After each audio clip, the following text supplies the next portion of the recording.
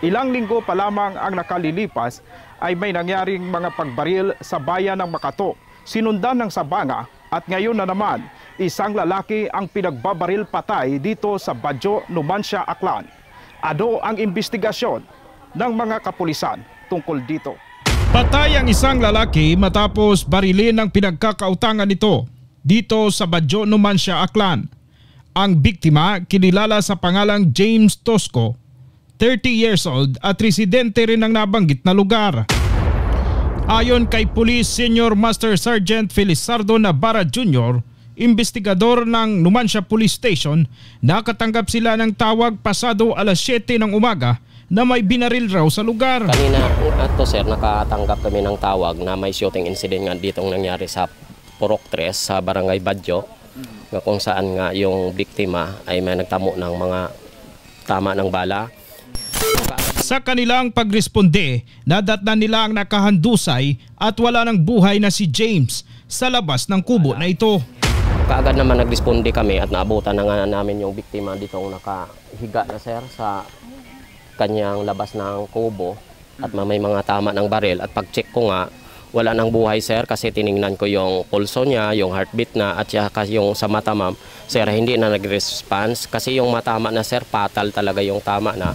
Kasi ilang tama ng bala yung tinamo ng biktima sir. Sa investigasyon ng kapulisan, mag-aalas 7 raw ng umaga nang dumating ang dalawang lalaking nakasakay sa motorsiklo. Bumaba raw ang isa at agad na nagtungo sa bahay ng biktima. Dalawa raw ang suspect na nakasakay sa motorsiklo. Ang isa nagpaiwan dyan sa lugar na yan at naglakad ang isa sa mga suspect na bumaril at dito nangyari itong insidente. Kanina sir, mga 7 before 7 alas 7:37 o alas 7:40 yung suspect dumating, dalawa sakay ng alleged na Inmax na motor, huminto doon sa may mga simula dito sa crime scene mga 35 meters, huminto, bumaba. Tapos yung gunman, siya yung lumapit dito sa biktima at yung driver naman nandoon malapit sa motor na, sa motor. Ayon sa salaysay ng pinsan ng biktimang si James, nakaupo raw sila sa kubong ito nang dumating ang mga sospek. Di kan pamdaywa gapungko gakatang-katang imaw tapos ay ako matabi may kanya-kanya kami cellphone ni.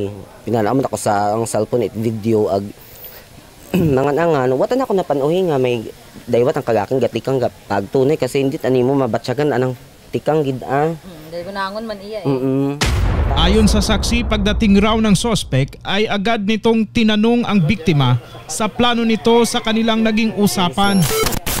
Ay nga alin man ang plano nun man sa hatong-hato. And kon bunday wala napapadayon na agwa sa naging mention kung alin. Hindi malinaw sa saksi kung anong klaseng utang ang sinisingil ng sospek kay James. Pero isa lang ang tiyak, nakikiusap si James sa sospek na wag muna sa ngayon. Ay sabat mata ni James ay hugat-hugata lang man na mig man na hay wa pagid abi man akot maka ano nga to di enjuman. Pero dahil sa pinipilit siya ng sospek, dito raw nagalit si James at sinagot ng pabalang ang sospek. Tapos ginapinilit mo it ng sospek. Tapos ay sa pagpilit ka na nagmingko nag alboruto man do sa bilog nga si James gasang imaw it sabat nga. Hay alin kita man na ing gusto hay ang bato ka na it ng victim man sa suspect bayat. Sa kasagsagan ng mainitang pagtatalo, tumalikod raw ang suspect. Bumunot ng baril, binalingan at pinaputukan si James. Tapos yung nagkasagutan ng parang may discussion bit sa pagitan ng biktima at suspect. At nung nagkainitan na sila, bigla namang na lang daw bumunot yung suspect at pinuputokan ng sunod-sunod yung victim sir. At yun nga, bumagsak yung victim at nagtabo ng mga tama ng baril. Doon ka naman na yung gusto, nagtalikod dugaki, may ginabuo sa front nana, gali ay baril yun araw, gimbuo nga to. Doon ka naman na yung gusto, binarilin mo sa tiyan, pag baril ka na, ay ayaw man ang pagpatayo na pre, hamba na to, dumagagan yun ako, what ako idea. Kanina yung sabi ng mga witness, hindi na nila maintindihan karang tinatanggi daw na wala ako, mga ganyan, na tinatanggi ng biktima. Ay in-insist naman ng suspect na siya. Yan lang ang yung narinig ng mga witness kanina, sir, at bago pinaputukan na yung victim, sir. Bali, ilang putok daw po ang narinig ng mga tao? Sunod-sunod kasi, sir, yung narinig ng mga tao dito, sabi nila mga 5 o 6 na putok yung narinig nila nga putok. Ano yung mga na-recover natin sa crime scene, sir?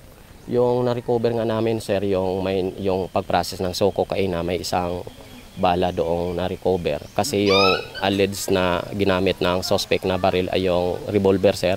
Kaya wala kaming nakita ang mga empty cell sa crime scene, sir. At sa ngayon, sir, under investigation pa, may mga ginagawang follow-up investigation yung mga kasama namin, kasama na yung mga intel namin. At kasi may mga sinasabi na may mga yung alleged suspect. Pero sa ngayon, sir, hindi pa ako, sir, ako makapibigay ng saktong detalye, sir, sa nangyaring insidente na, sir. Matapos gawin ang krimen ay agad na umalis sa lugar ang 2 suspect. Sa mabilis na pag-aksyon ng Numancia Police Station sa pangunguna ng kanilang magiting na hepe na si Police Lieutenant Risa Padilla, agad na nakilala ang mga suspect na sina Enrico at Raymond Riscati. Si Enrico raw ang bumaril sa biktima. Tumanggi si Enrico na humarap sa amin para sa isang panayam, pero ang kapatid nito na si Raymond ay nagpaunlak at nagpaliwanag tungkol sa nangyari. Ayon kay Raymond, wala siyang kaalam-alam na mangyayari ang insidente.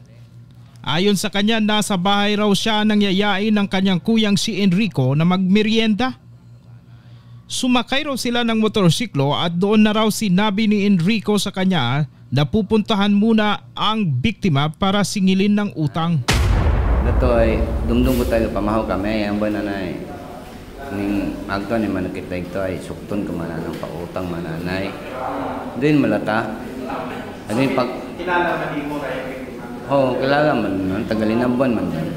Doon na nakapag-nasukton ni utang o pagpaputang. Oo. Okay, tapos pag-abot sa Badyo, Pag-abot sa Badyo, nanaog matay mo sa motor. Pag una mata ko nanaog man ako, katindog ako na sa ng motor. Atong pamantaw ako kanda eh. Kaya ko discussion nag-istoryas ng daywa. Ay rato nga paghambal nga ng batian ko nga kumusyon nga nga hambal biktima nga ron eh. Ano man imong gusto. Rato rin nga talikod ako, papungko nga likod ako sa motor. Lumpok, ay kibot man ako. Ay nervyoso man yan ako, ay ko matakot manghingaway bang tao wa matakot sa jayan, kung alin matanda nga ako anay. Rato na gumawa ako, kurug-kurug niya niya ako, yung paangkas mata ko sa maguwang.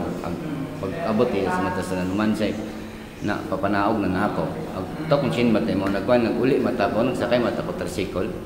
Pag-abot tinambuan ay nag-surrender ako kay Sir Arminio. Doon mo lang sir, ako nga. imong magulang matangin ng bahay Sa biktima. ay imaw mataman doon ay siyempre sandam lang man kay istorya. Ay wa matibang kay istorya ay una man yan nga tapon live-in partner na ni kuan nga ron. Ilang lupok imong nabatian? Akong pagbate ay kaapat malangan akong pagbate ay siyempre kuan yun ako, baan yun akong nervous man ako. Ay wow, na-water na kung kuan ay dumugagan man yan ako man ay siyempre kubaan man ako. Nang malaman ni Raymond na pinaghahanap na sila ng otoridad ay sumuko na raw ito sa opisyal ng kanilang barangay. Dahil sa malawakang checkpoint na isinagawa ng otoridad, wala na raw malusutan si Enrico kaya sumuko na rin ito sa kakilalang pulis. Ang nagkandak gagiit ng dragnet or checkpoint ng operation para ma-blockingan niya gisanda kung siin man anta nga pwede nga lapsan. Ginhaboy ginamon ito sa kampo ag nagdirect gagira amon nga pwede nga magkandak gagiit ng dragnet ngani tanan nga pwede na nang magapsan hay butangan agit checkpoint doon no na nagpasalamat man nga niya ako sa amon nga kaingod nga mga banwa dahil madasig anda nga pagbutang nga Ginoo sa Kalibo sa pamuno ni Police Lieutenant Colonel Vargas, iya sa sa Makato sa pamuno ni Police Captain Villarreal, sa Liso nga sa pamuno ni Police Captain Batilis. Grabe again parang Nga nabaton nga istorya matano it na nga suspect nga sambatoy wa mo tagapsan. Pagwa na wa mo tagapsan nga ni na corner ro tay hindi mo kagapos dahil may checkpoint dito. Wa man imo tagapsan iya sa may tulay naton sa Bulwang may checkpoint. Hindi mo ni may to kapadiritso sa Pamakato dahil may checkpoint, no? Hayro at ala-ana kanang ginobra ay kapasagamat nga di kita sa amon kay bahan man namon nga nga pulis ay kilaga abi nanaraya nga kwan nga suspect naton nga sambatoy nagtawag ka na ag naghambal nga masurrender imaw. Sa aming panayam nga kay Enrico ay sinabi niya na wala siyang direktang partisipasyon dito sa pangyayari na ito o pagbaril ng kanyang kuya sa biktima. So tinanong natin yan sa ating mga kapulisan kung kasama ba siya sa makakasuhan.